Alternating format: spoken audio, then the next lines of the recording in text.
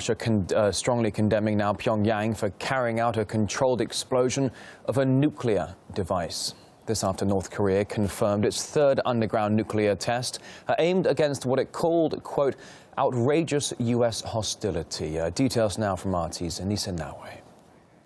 The reclusive state has announced that it successfully detonated a miniaturized nuclear device at an underground test site, defying orders from the UN Security Council. Condemnation is expected across the board, especially from the West. An emergency meeting at the UN Security Council has been called.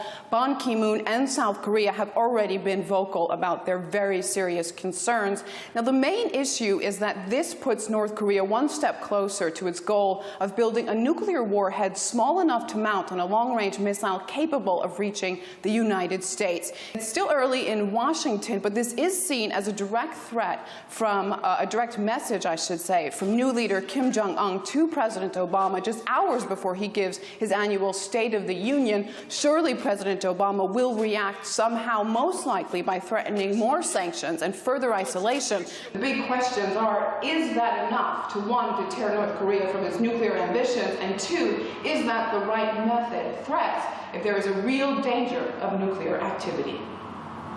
RT's Anissa Nawe reporting right there. In the meantime, Asia specialist Tim Beale, he thinks that foreign sanctions will fail to rein in North Korea's nuclear ambitions, as Pyongyang can only be appeased through the issue of negotiations.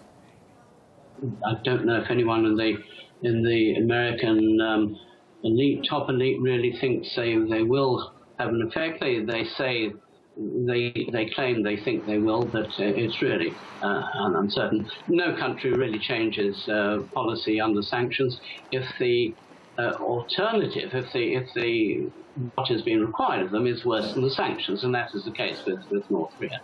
So North Korea, in a sense, could surrender could acquiesce to American demands, but that, in fact, in their eyes, would be worse than what Americans can do to them with sanctions. So they will persevere, and I think they will persevere until the Americans come to the negotiating table. Whether that will happen, of course, is another matter.